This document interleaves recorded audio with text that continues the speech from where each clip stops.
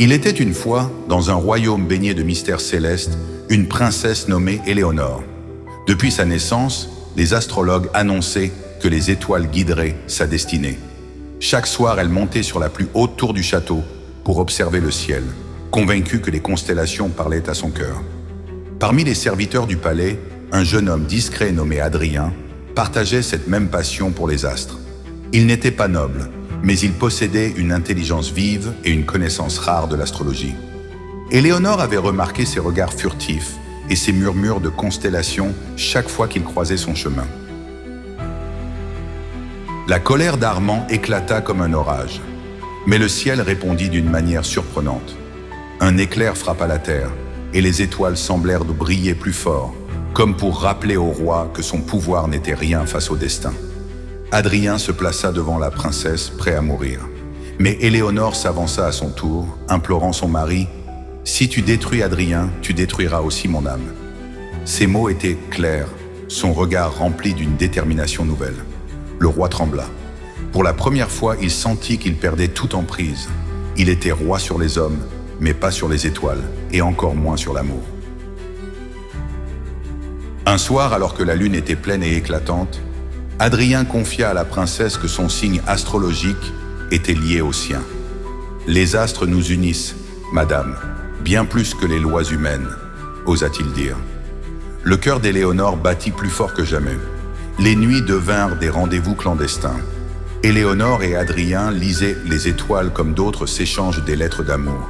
Leur passion grandissait, invisible pour tous, sauf pour le roi, qui sentait un changement subtil dans l'âme de son épouse.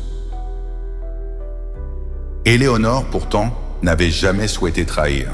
Elle était partagée entre son devoir d'épouse et son cœur captif des astres. Adrien, de son côté, savait qu'aimer une princesse pouvait lui coûter la vie. Mais ni l'un ni l'autre ne pouvaient arrêter l'élan du destin.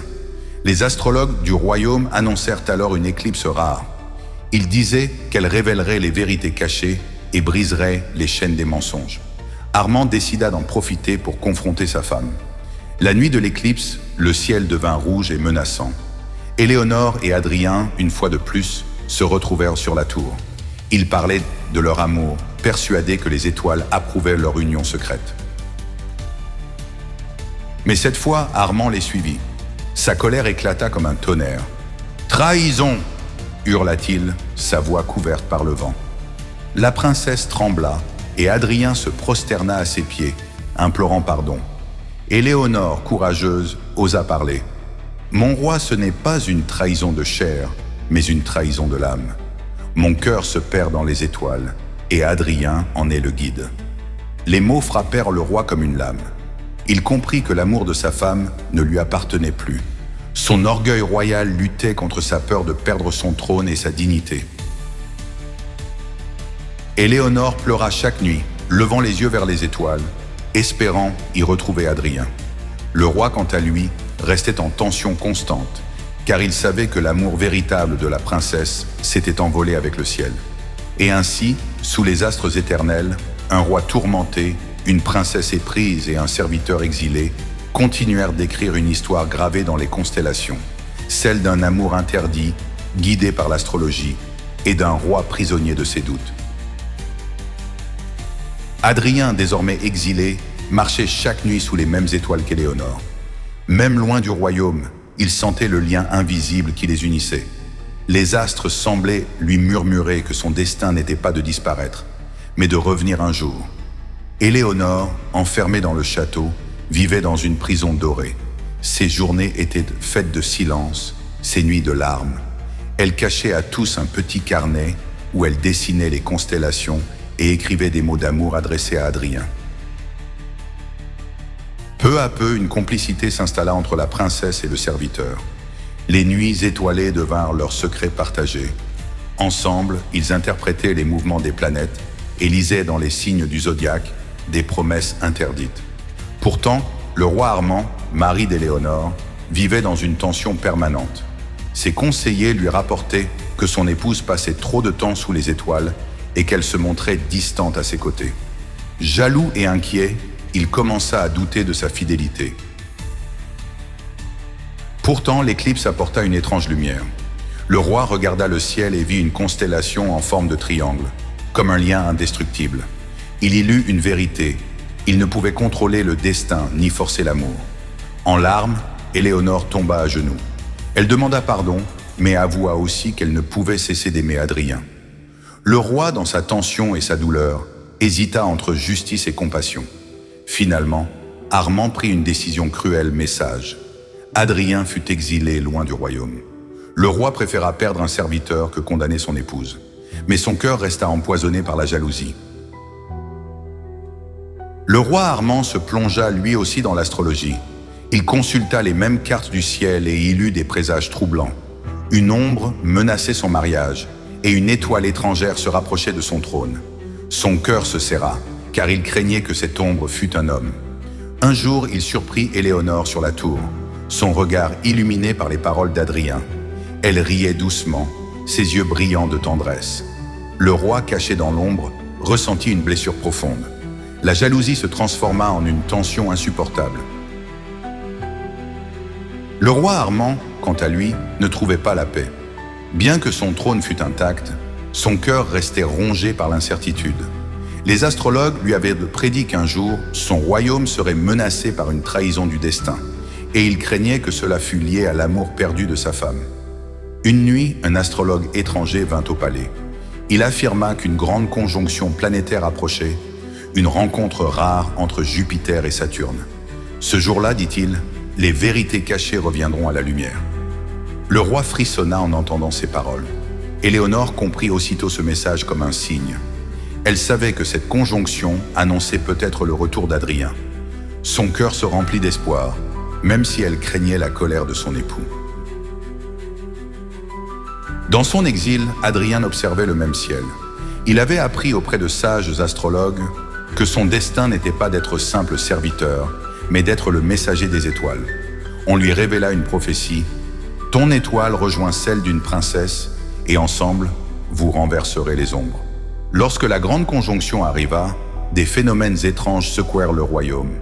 Les marées montèrent plus haut que jamais, les oiseaux s'agitaient, et les habitants sentaient une tension inhabituelle dans l'air. Le roi Armand sentit que le destin approchait. Éléonore, incapable de résister, monta seule dans la tour cette nuit-là. Elle leva les yeux et vit deux planètes briller côte à côte. Ses larmes coulèrent, car elle ressentit la présence d'Adrien. Soudain, une silhouette apparut dans l'ombre. Adrien lui-même, revenu malgré l'exil. Guidé par les étoiles, il avait franchi mer et forêt pour retrouver la princesse. Ils tombèrent dans les bras l'un de l'autre. Mais le roi, toujours en tension et tourmenté, arriva à cet instant. La vision de leur étreinte fut pour lui un coup fatal. Son cri résonna dans la nuit. « Assez! Les étoiles ne me voleront pas ce qui m'appartient. » Éléonore prit la main d'Adrien et dit d'une voix claire « Qu'importe les lois terrestres, je suivrai la loi des étoiles. » Ces paroles sonnèrent comme une sentence irrévocable. Le roi, vaincu par le destin, céda enfin. Il ordonna qu'Adrien ne soit plus considéré comme un simple serviteur, mais comme un homme libre. Pourtant, son âme resta marquée par l'amertume, car il savait qu'il ne posséderait plus jamais l'amour de sa reine. Ainsi, sous le ciel infini, le triangle céleste demeura, un roi en tension, une princesse guidée par les étoiles et un serviteur devenu l'élu de son cœur.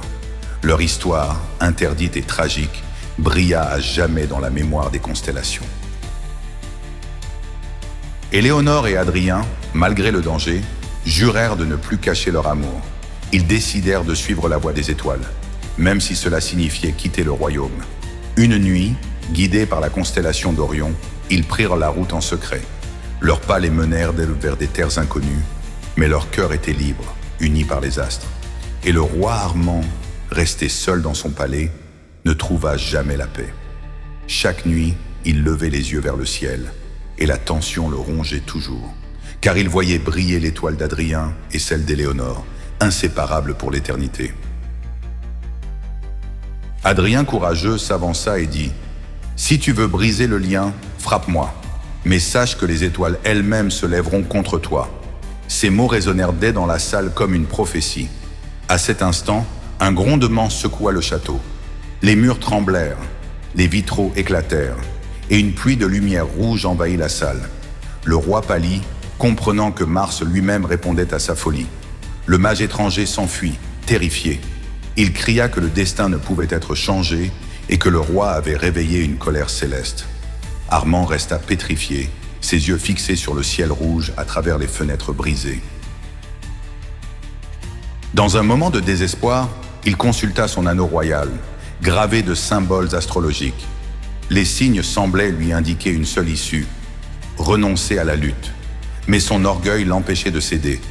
Alors, une étrange lumière illumina le ciel. Les astrologues dirent plus tard que c'était la danse rare des planètes. Éléonore et Adrien semblaient entourés d'un halo sacré, comme si l'univers lui-même les protégeait. Armand tomba à genoux. Son cœur brisé comprit enfin que l'amour ne se commande pas. Mais il resta prisonnier de sa tension, car s'il laissait partir sa femme avec son serviteur, son royaume plongerait dans le scandale. Éléonore le supplia de fuir avant qu'il ne soit trop tard, mais Adrien refusa. « Les étoiles m'ont conduit jusqu'à toi. Elles ne m'ordonneront pas de partir. Si la guerre doit éclater, je l'affronterai. » Le soir de mars arriva. Le ciel était rouge, comme couvert de flammes invisibles. Le roi convoqua Éléonore et Adrien dans la grande salle. Le silence était lourd, les torches vacillaient. « J'ai décidé, » déclara Armand d'une voix grave, « que le destin doit être brisé. Ce soir, je choisis entre mon trône et vos étoiles. » Ses yeux lançaient des éclairs de colère et de douleur. Éléonore tomba à genoux devant lui. « Mon roi, ne lutte pas contre le ciel. Tu n'y trouveras que la ruine. » Mais ses supplications semblaient glisser comme l'eau sur la pierre. Mais le roi n'abandonna pas totalement. En secret, il consulta un mage venu d'Orient, spécialiste des cartes du ciel et des talismans.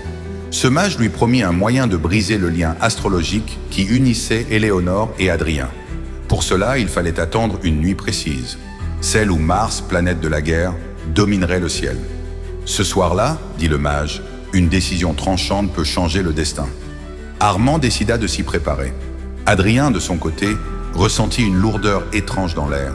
Il observa les cartes du ciel et vit un carré funeste entre Mars et Vénus. Cela annonçait conflit et danger dans l'amour. Il savait que le roi préparait quelque chose. Éléonore prit la main d'Adrien et l'entraîna hors de la salle. Tous deux s'élancèrent dans les jardins, le ciel flamboyant au-dessus d'eux. Les étoiles semblaient leur tracer un chemin de lumière.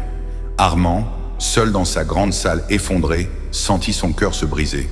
Il comprit que plus il luttait contre l'amour de sa femme, plus il s'enchaînait à une tension éternelle.